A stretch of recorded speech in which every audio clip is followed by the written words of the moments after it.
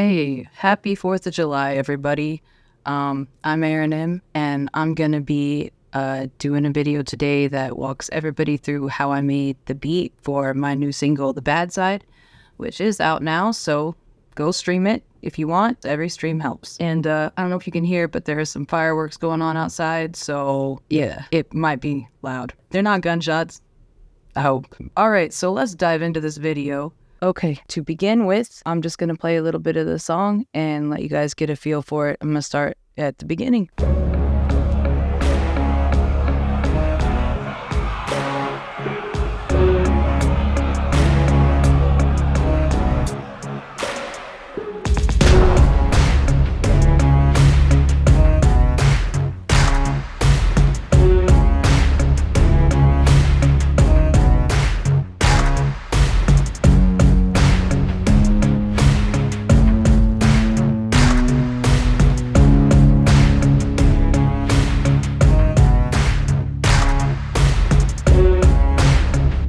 Okay, so there's some breakdowns and some builds, but for the most part, that's it. So I was inspired by this beat by kind of an old school producer. He's famous for making beats very similar to the style, those sort of like anthemic stadium fight song type beats, you know, with like lots of stomps and lots of echoey, reverby kicks and so forth. And the producer I'm talking about is Scott Storch. So if you haven't heard of him, he's definitely worth giving a Google because he's phenomenal at what he does. I was really inspired by his beats and wanted to create something in a similar vein. So I just started working from basically the kicks and like some of the vibe layers, like, you know, some ambient stuff, like a Wurlitzer, sort of built it from there. But starting from the intro, I will break it down. So in the intro, we have a couple of things going on. I'll play it.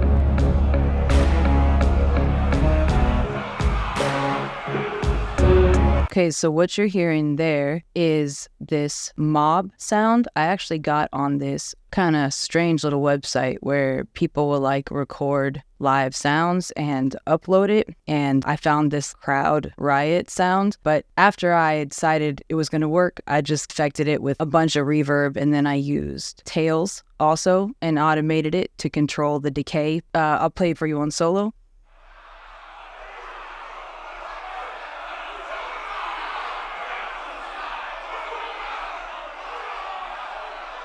As you can see, I also automated the panning.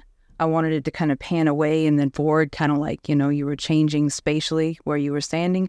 I wanted it to feel like a riot type environment. And then I have this going on with it. I will just, why is this never, I don't know if you guys use Logic or not, but like these locators, they never set like they're supposed to. They're supposed to just set when I select, but they don't. I always forget how to fix that. I think it's set locators.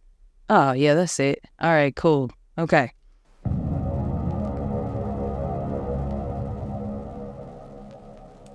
So that was one of those EDM house bass type of vibes. It was like a wow, and then I just EQ'd the crap out of it, bounced it in place. I think I stretched it to fit exactly in the 2-bar space. And then when I was done with that, I just rolled off the low end because I had created a little bit of muddiness with doing all that. And then I tried this plugin, LoFi AF. Unfiltered audio makes great stuff, but there's lots of versions of this. And I think that for an effect, it's great. I wouldn't just throw it on everything, but for this, it worked really good. It kind of created some old crunch, some old tape distortion, you know, a little bit of crackle. You can also bit crush in here, which I find to be a really good way to distort audio that's kind of already been affected a bunch and there's not much left of it. Bit crushing tends to work best for like data that you've already kind of messed up.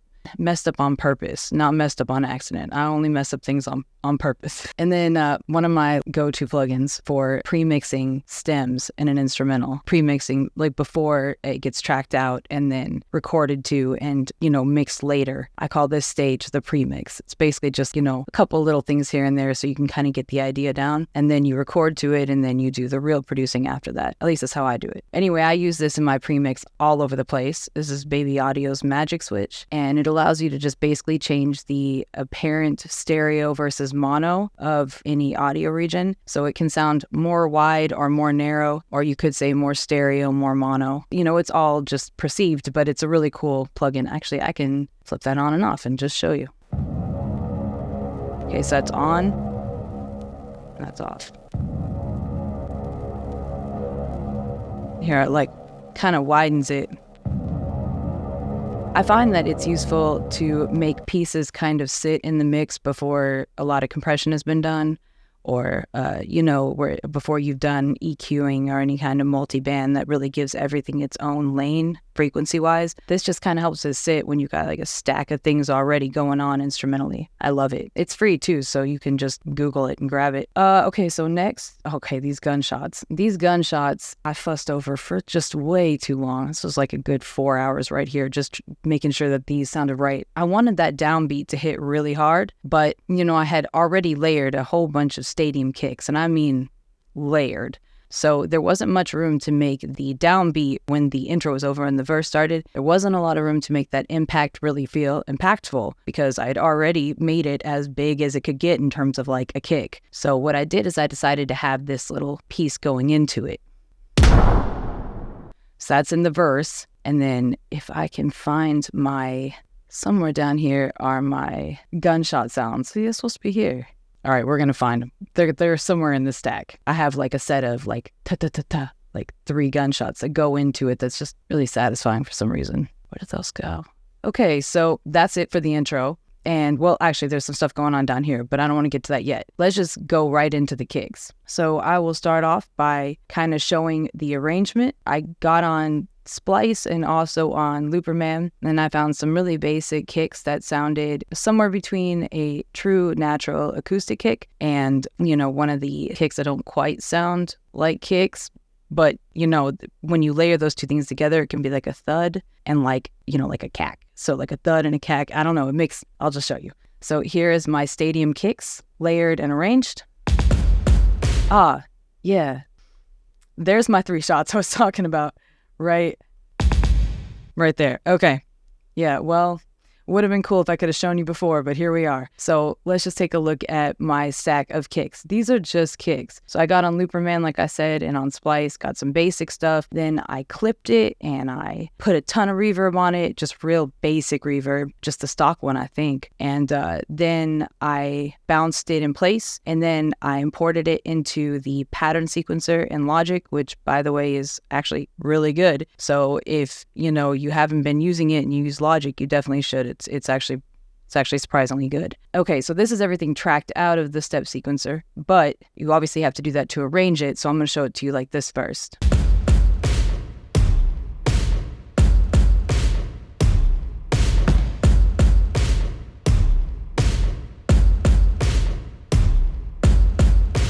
Okay, so that's just the kicks, and then I'm going to show it with the claps. Claps, actually, not just claps, they're like claps and snaps and, other stray sounds. Percs.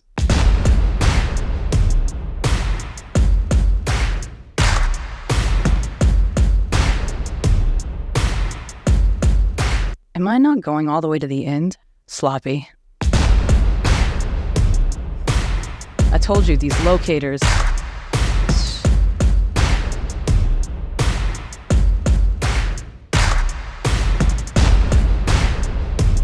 Okay, so that's with the claps. Sorry if it lost its resolve rhythmically before because I was like half a bar short.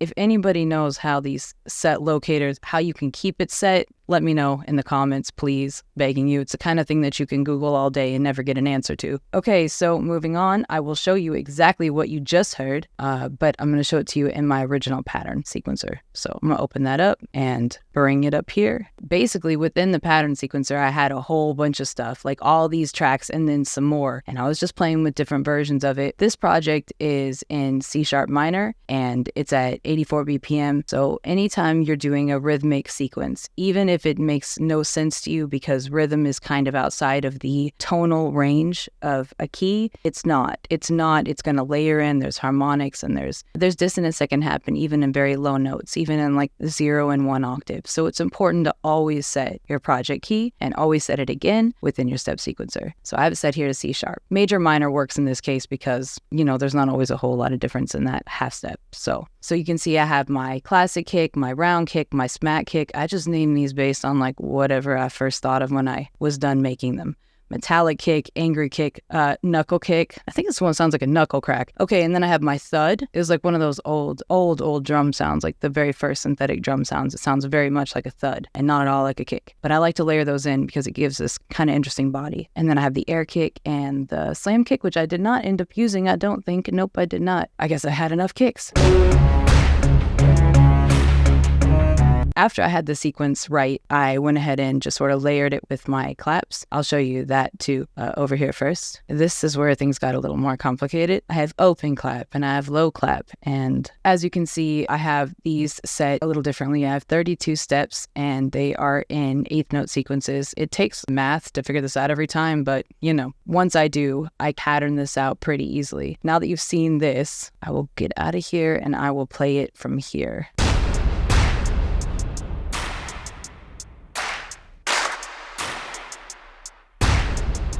So that's everything tracked out right there.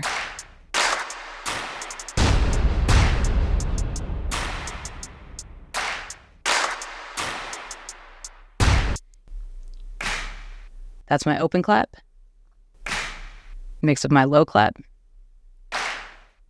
And I got these just on the 2s. I mark which ones happen on which beat. So if I want to cut a section, I can cut everything that happens on that beat or that 8th note. So you can see beat 2, beat 3, every other bar. I think this one is supposed to be every other beat 4 or something. And then I mix it with beat 2 and 4 here. So it's my beat 2.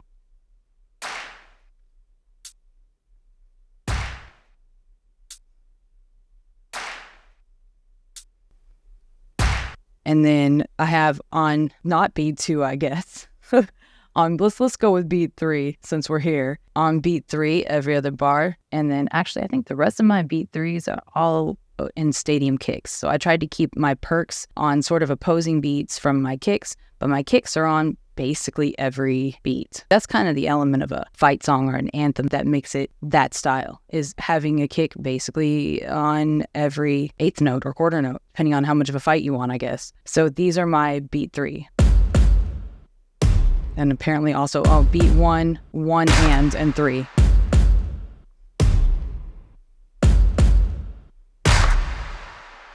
And then I have beat 4, obviously. It's the one I'm missing. Let's do 2 and 4, move 2, 2 and 4. Let's do 4, 4. This is not random. Swear to God. Let's listen to this.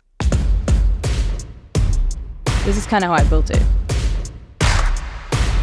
So I started with beats 2 and 4 primarily, added in 3s. The 1 is kind of a given, so I just made sure to double up on those. You can see here. Basically, I would just remove any accent kicks on that beat. I would remove them where I needed and add them where needed, which is the really useful thing about a sequencer. And occasionally I would pitch them up or down slightly within the sequencer, trying to not do it too much so I wouldn't get out of key, but that can help it to rise above another kick on the same beat, and it can also kind of help it to kind of give a little bit of a dissonant impact. Can be good sometimes, but you just got to be careful with it because you don't want everything to start sounding like you don't know what music is because it's all out of key. So let's listen to my drums together. God, the stack is so crazy. This took me a while. Okay.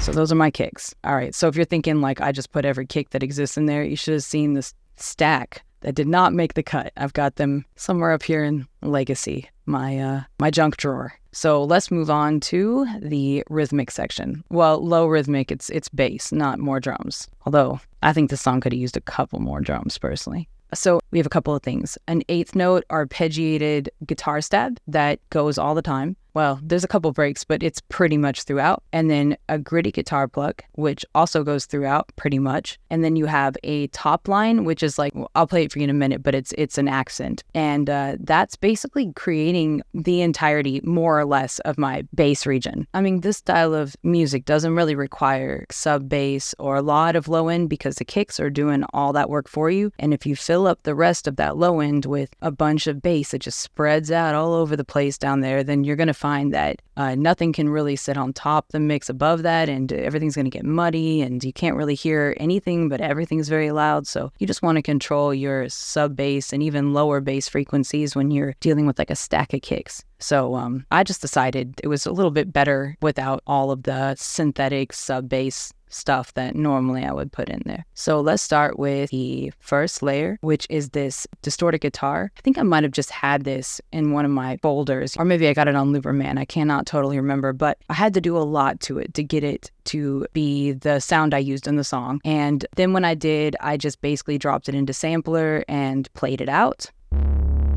There we go. So that was it. Just threw it in sampler, just played it out on my Akai, and it sounded pretty good. It was a little distorted, so I had to continue to work on it as we got further along in the mix. But in the end, nothing a little bit of EQing and compression couldn't fix. And then this right here is my eighth note guitar stab, which I flex timed to make it a truncated eighth note as opposed to the almost eighth note that it was. Then I just used the channel EQ to take out this one little problem frequency. So I don't know if you can see, but like it kind of builds up right here. So I put it on pre, so you can kind of see it just pulses right in here. Probably should have moved that over slightly. But in any case, and then I just rolled off the lows a little. I don't do that just by default, but in this case, it felt like it was probably a good idea. And then saturation, magic switch again, and that was that. And then I have gritty guitar pluck,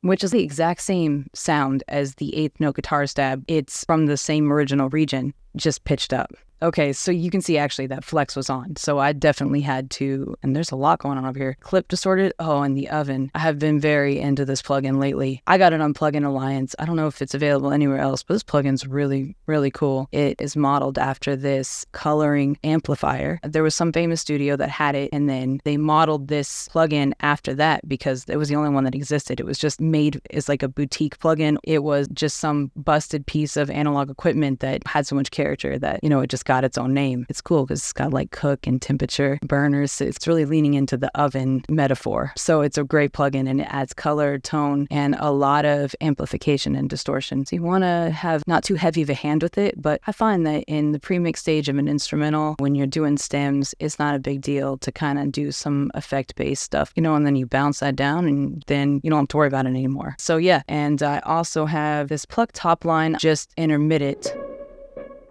Yeah, this happens mostly in the hook.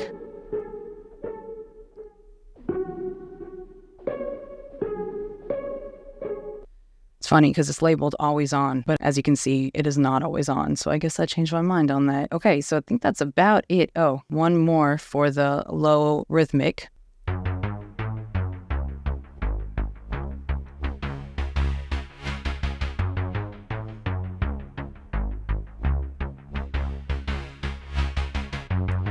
So I played this sequence out, and then, geez, it looks like I didn't even quantize it exactly. I'm sure I didn't play it that precisely. I think I probably just visually moved a few things that weren't perfect and then copied it, you know. But in any case, I played this out, and I was playing it on like a synth that was made to be like a lead, and I didn't want to use it that way. So I ended up eventually deciding to apply a different synth to it, and it became this. And then I bounced it down at some point, though I don't see the bounced version of it. It made it into the final project, so that's good. And that is it for my low rhythmic section. that's the majority of the bass in this song, except for some cellos, if you want to count those as bass. And like I said, a whole lot of kicks. My favorite part is the orchestral section, drawing on my Scott Storch inspiration, because he would have these orchestral builds that just felt so very cinematic and full of emotional context, and not even like a sad kind of emotion. It wasn't like some interstellar stuff. It was like it made you want to fight. It like rallied something in you. So I wanted to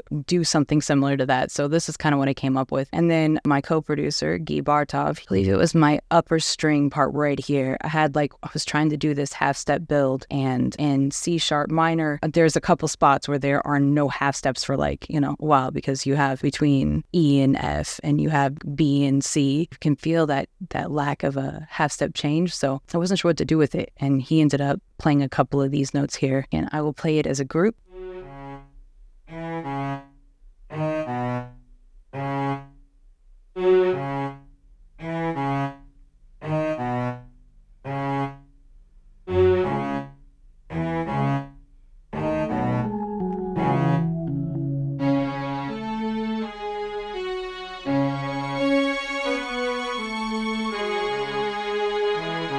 So after Guy had helped with this part right here, so.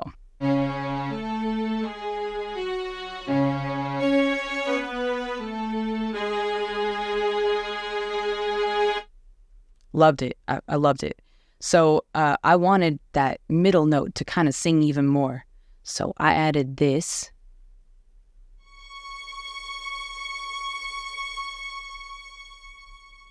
Okay, and then I did cello to accent it.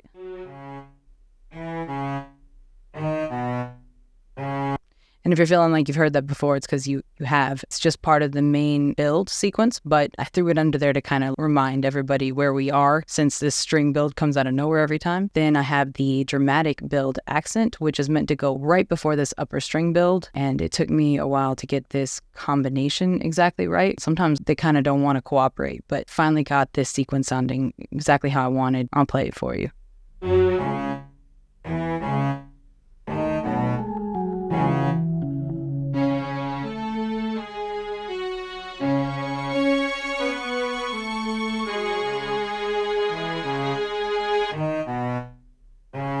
You know, I was just noticing that I called this, what I call this, goes before USB. Oh, upper string build. You ever come up with acronyms on the fly and then they do nothing because you cannot remember what they stood for?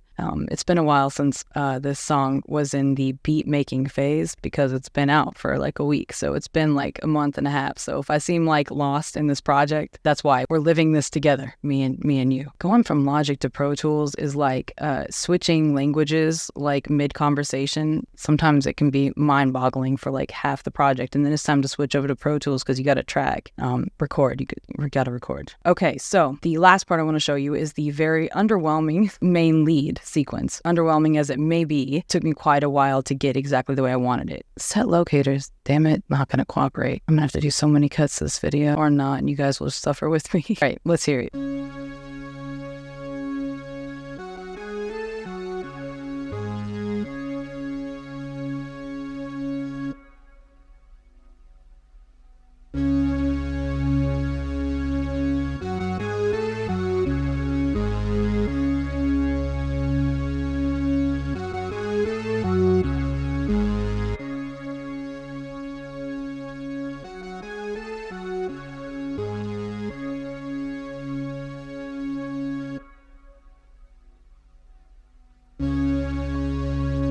Oh, wow.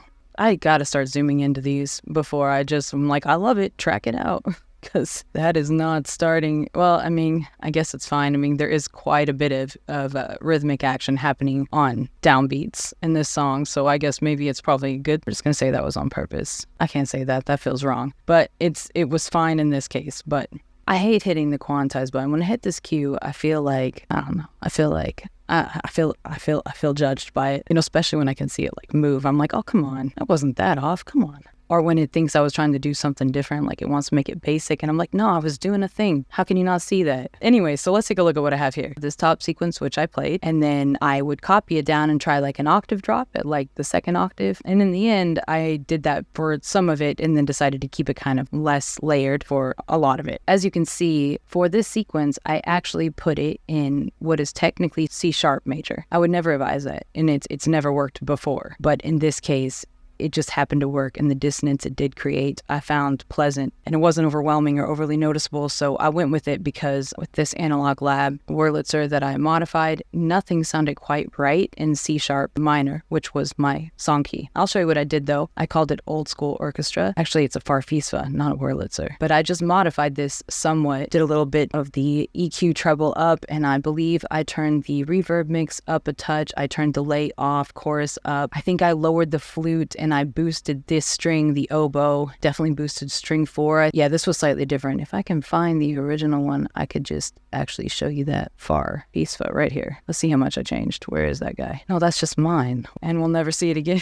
but it's okay. It wasn't that good. It was not that good. But anyway, mine is basically just a different arrangement of these different instruments. You know, when they accompany each other, if you turn them up or down, they can create a different symphonic sound. Just like if you had like a band with like a really obnoxious trumpet player playing very loud, and like the oboe guy was just not really with it, and he was just kind of like barely doing it, like half-assing it, and these were like reversed like that. Yeah, you would hear a very different unison sound to that performance. So adjusting these faders can make a huge difference in the sound. I love Analog Lab, and I hate synths. I just hate them all. I just think they all sound like garbage. I like them at first for like 2 seconds, and then I hate them. So Analog Lab is the only one that consistently doesn't turn on me. So basically all I use now. I know everyone has their preferences. It's kind of a hot take, but I just truly I just hate synths. I want to like them, but I just don't. But you got to use them because I don't particularly like live instruments either. So yeah. So, I mean, I just like Analog Lab. I would highly recommend it. If you guys can try it, you should. It's really good. This is my main lead with my modified Analog Lab Old School Orchestra, as I called it, because it sounded kind of old school a little bit. I think I originally had a Wurlitzer on this, but that can get dissonant fast. And then this sort of like a harmonic thing I got going here with C# major and my C# minor project, I cut it. But anyway, so the last thing that is really going on in this project is the outro, which started out as like just an alternate melody that I played. See, MIDI sequences using.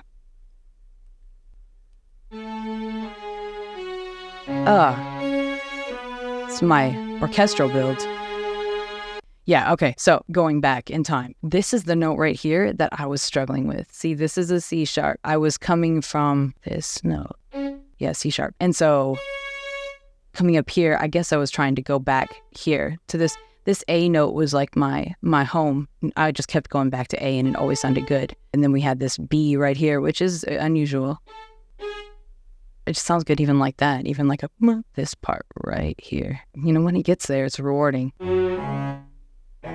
There we go. That's my cello string build. That was fun to play. Why do I wait until I do these videos to zoom in and check my work? You would think I would have some kind of like setup process involved in this, but I guess it doesn't involve quality control. Okay, so that one is actually fine. Thank God. All right. I love cellos. Like, they're one of my favorite instruments. It just brings some kind of other vibe to it that I find really harmonious and beautiful. The juxtaposition can be really, really good. Where was I going with all this? Oh, yeah, the outro. Although let's get rid of this stuff. This is my junk drawer. Gonna collapse that. Okay. Nope, that's still on solo. Okay, and then this orchestra. Oh, I forgot about these guys. This is my outro. All right, okay, so let's hear the outro, because when I created it, I was playing a synth that I had just made without really trying to make something. I was just playing around and I loved it, and it was just kind of haunted bells type thing. Just to try it out, I decided to copy down my Old School Orchestra, my main lead melody. I copied that MIDI down and I just stuck the Analog Lab preset that I had just made and saved. I stuck it on there and listened how it sounded. And I was like, I like that, but I feel like if I just took out this note and I flipped these two like this, that would actually make a really cool kind of counter melody. And I heard it and I was like, oh, that's haunting. I love that. But then I realized there's no place for that in this song. This song is full. And even if it wasn't full, it's a different vibe. I really want it though. So I decided it was going to be an outro. Like one of those, it's a whole different thing type of outros. One of those, it's like a whole different song type of outros. And it's my song, so I can do whatever the hell I want. And I'm glad I did it because it's actually a really nice reprieve from all the like bow, bow, bow, bow, psh, that's been going on like the whole time. So this is kind of like a nice, gentle, like cool down. That's how I think of it. So I'll play it for you.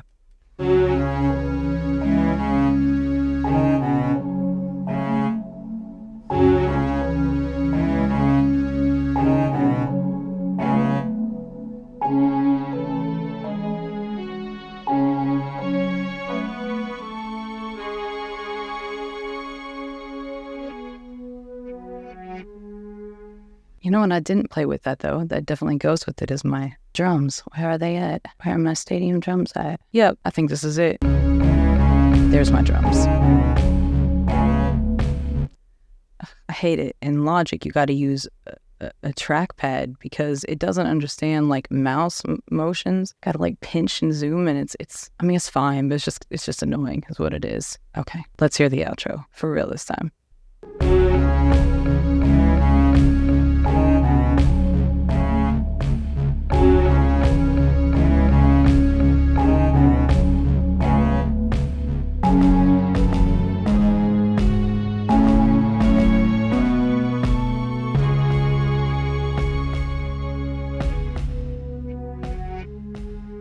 I wanted that drum part at the end to sound like kind of like a heartbeat, kind of bum bum, kind of slowly happening. So here are my outro kicks that I made just for this outro, and they are modified from my step sequencer, but I took them out of step sequencer and then I heavily affected them. These are Bahala, Sutu, Bahala. Here we go for my outro.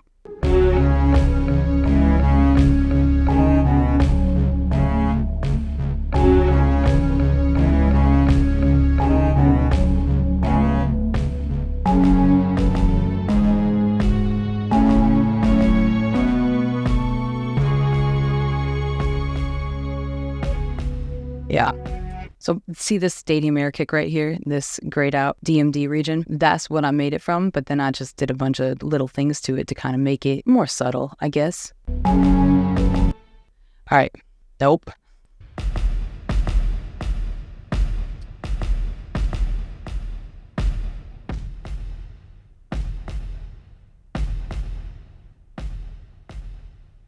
So the idea for that was that it would sound kind of like a heartbeat, kind of staggering, towards the end of the song.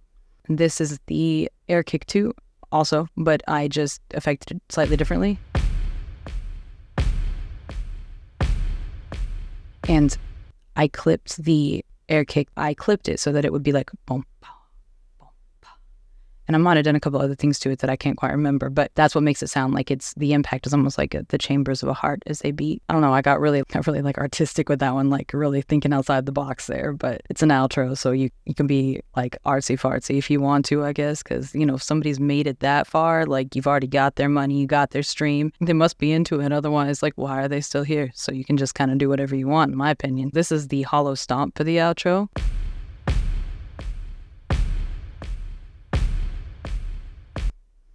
Worked well on that echo. Let's hear the outro in totality before this video hits an hour long unedited, because that's excessive. Here we go. Thought it was a really nice outro, the way it was subtle like that. It felt right. Then I just created a whole rap part that vibed with it because couldn't just keep doing what I'd been doing before flow-wise. I had to change it up if this was going to make the cut instrumentally, but I'm glad I did because I think it worked really well.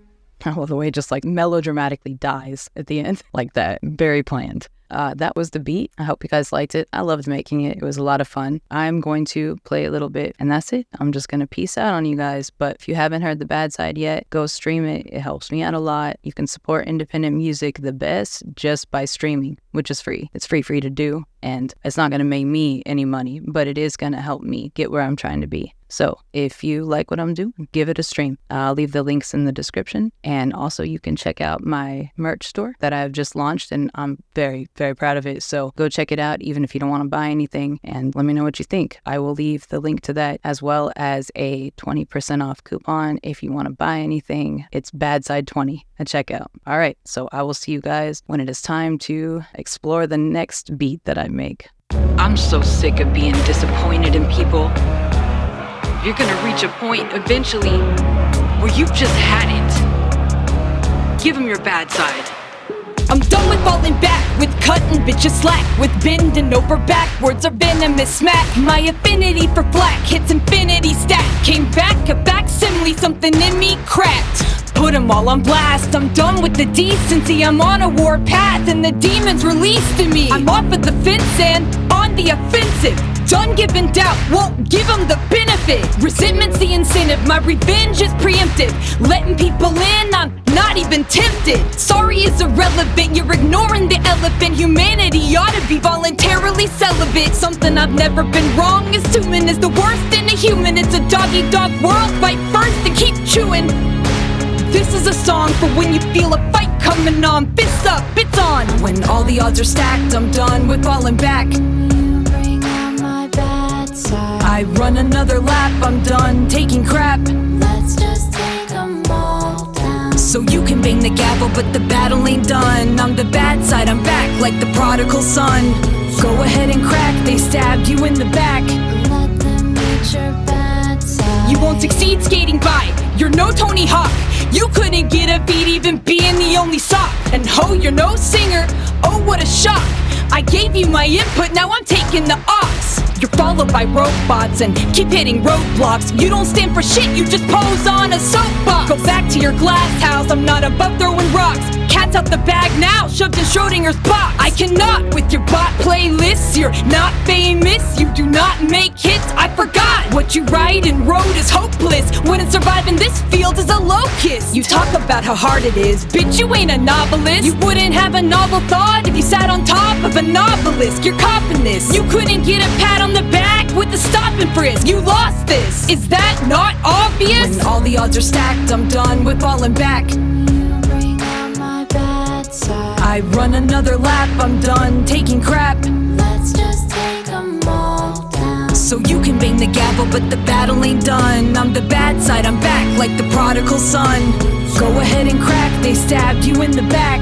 Let them meet your bad side. Ways to skin a cat, I only need one. Cheat me and we'll see how fast a cheetah can run. I made a wrong turn, it was pivotal. Learned that white lies are typical. Why not let the bad side drive? My fury is outright alive, it's biblical. The bitterness like biting into the center of a lemon. Shit, everyone has a sinner and the bad side within him. I'm the venom in your pen and the words you won't give them. Subliminal shots, outgun criminal plots, giving them lots to draw from. That was the last straw and I'm the outcome.